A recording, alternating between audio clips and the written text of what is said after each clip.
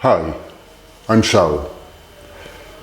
So far I've used this channel for long, endless discussion of optical properties that help represent the three-dimensionality of scenes, of the world around us in photographic images.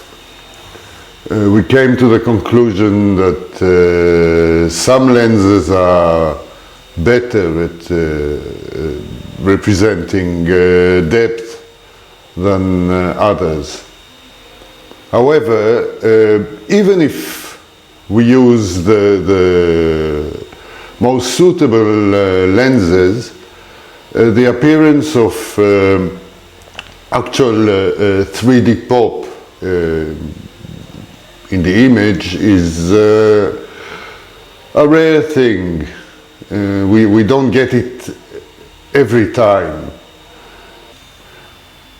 So it seems like to get this effect, you need to hit a nerve, something that only happens once in a while. In the next video I will explore this phenomenon and why it happens. Now I must make a little disclaimer. What I'm going to talk about is quite a logical leap. It's of course only my own opinion based on some observations.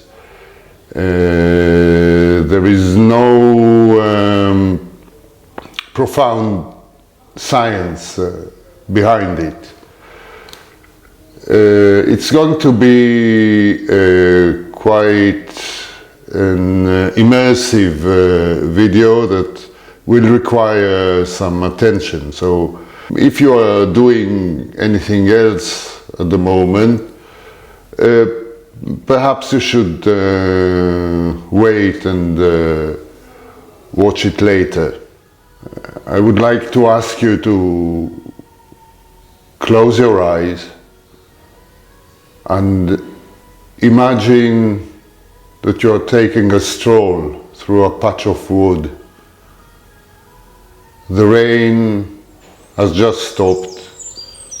The sun came out. The leaves are rustling in a gentle breeze, and you are enjoying the warm, clear, sweet air in the sunshine.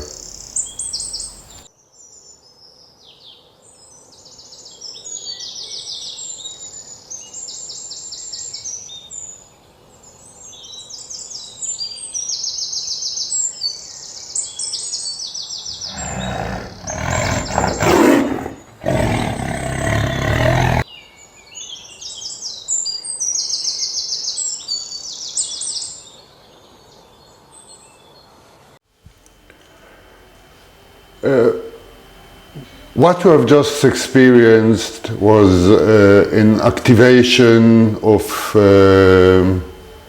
the sympathetic nervous system.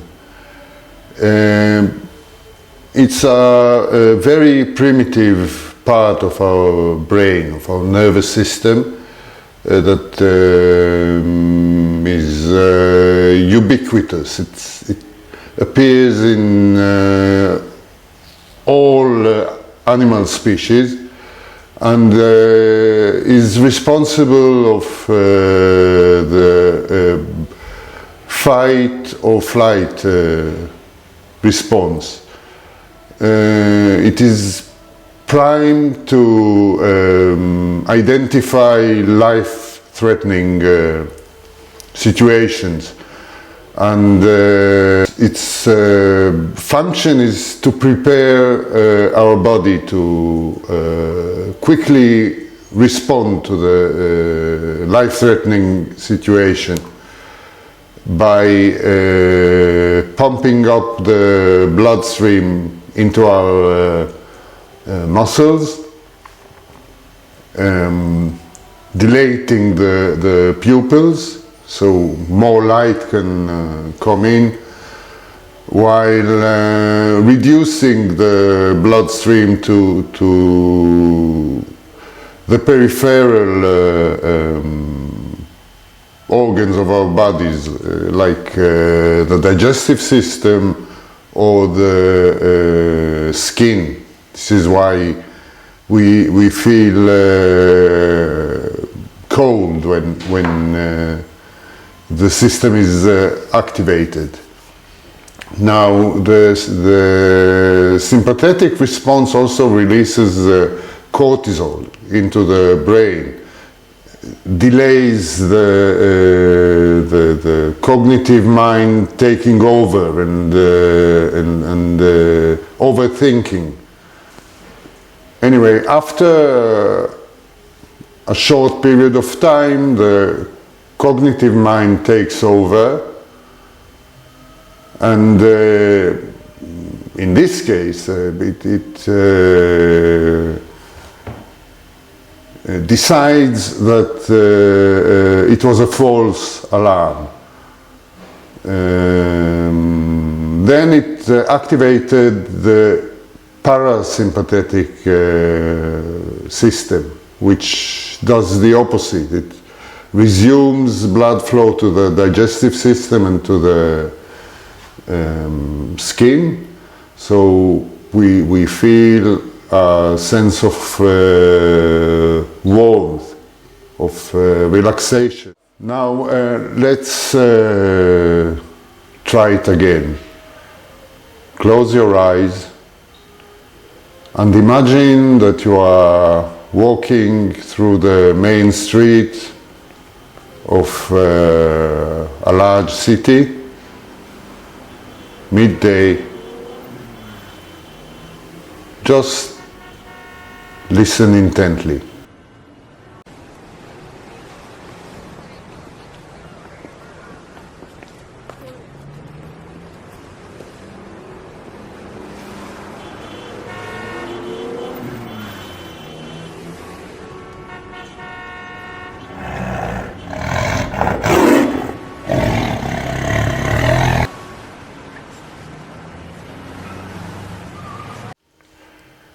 It is rather unlikely to bump into a wild tiger in a big city, but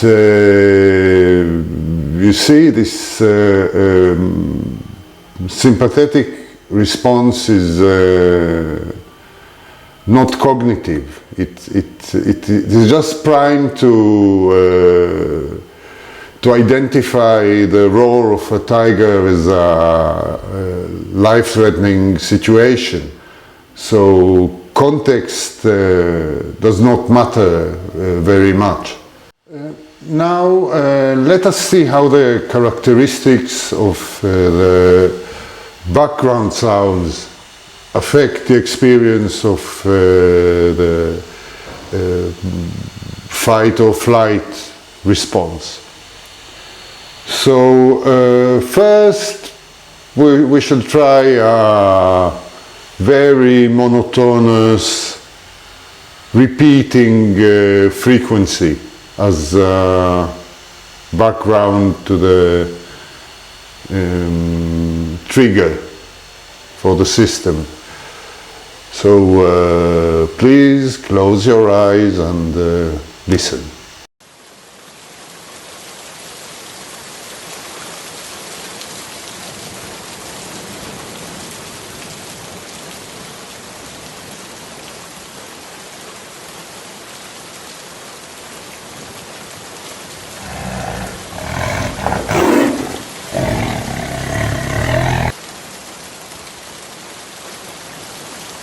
Next, we shall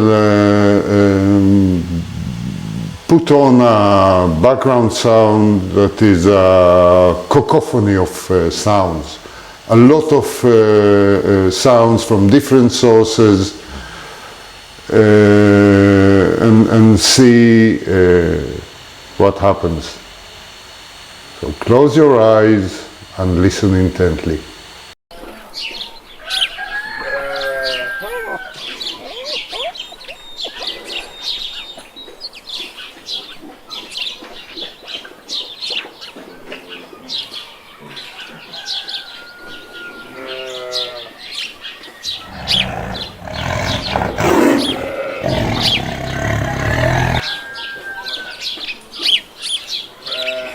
In both cases, I think, at least this is my own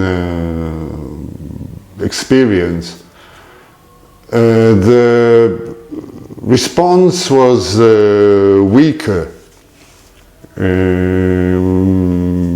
If I try to explain why it happens, in the first case, where the background is very repetitive and monotonous, if indeed there is a tiger nearby, you are likely to be able to hear it in advance. So you have more time to prepare for fight or flight response, or shall we say the nervous system. It's not really your cognitive mind, it's autonomic nervous system has more time to react. In the second example, with the cacophony of sound in the background, something else happened. The background was so complex, so full of various types of details, that the sympathetic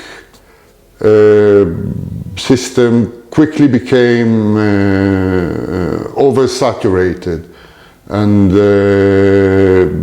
desensitized.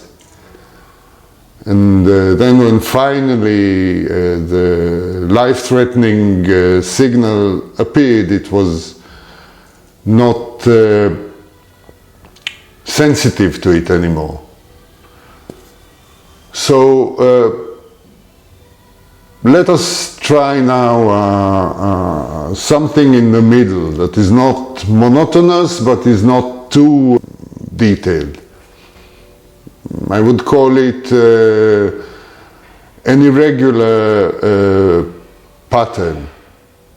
So please close your eyes and listen.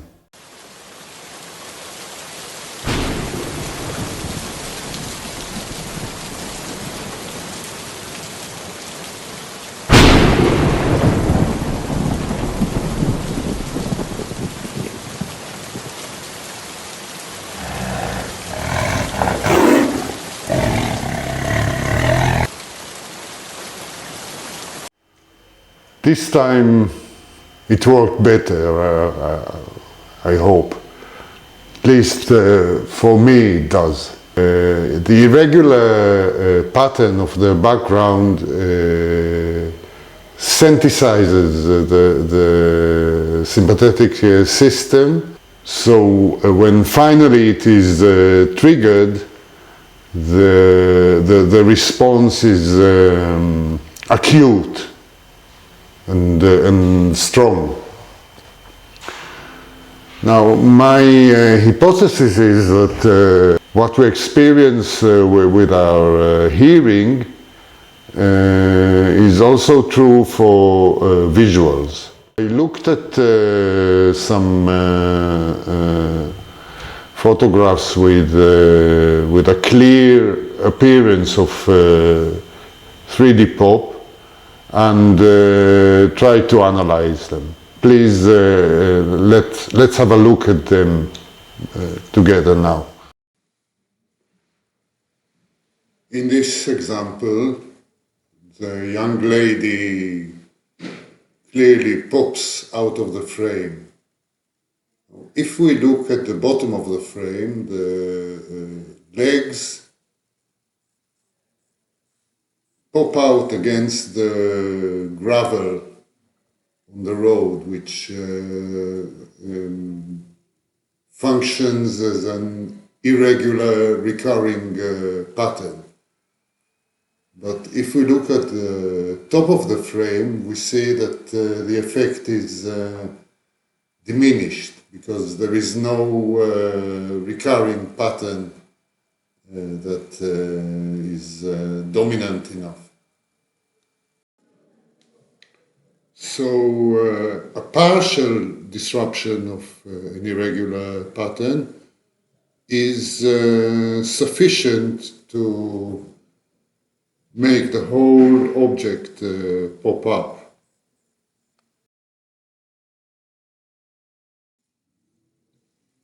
In the next example, I used highly poppy lens, but still the lemon at the top left does not pop up enough on the background of the tree. Leaves and fruit are too detailed, too recognizable for a good 3D pop.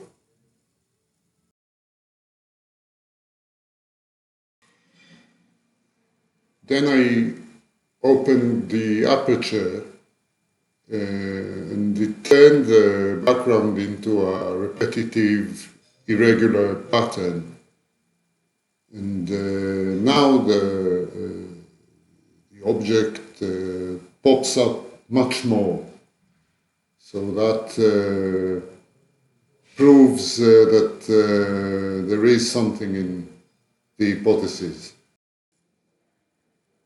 Here I used an old lens design that is characterized by a busy appearance of the bokeh, and the branches behind the subject create a repetitive, irregular background. In this image, the bookshelves create a repetitive, irregular background, and the DJ pops out quite nicely. Finally, in the last two examples, the bushes create a repetitive, irregular pattern that accentuates the dimensionality of the subject. To conclude, my hypothesis is that 3D pop appears in conditions when there is a realistic disruption of an irregular pattern somewhere in the image. And the disruptive object will activate our fight or flight response. And part of this response is a dilation of the pupils, which lets in more light. And this is what makes that objects pop up, like jump out of the frame, of the image. Now the appearance of that object has to be realistic, and this is where the optics come in. 3D pop will not appear if the background is too busy or too bland or a negative space, and it will not appear if the representation of the disruptive subject is not realistic. This is why this phenomenon is so rare in photographs. Only when you hit a magic balance, though there's nothing magical about it, you will clearly convey it in your image.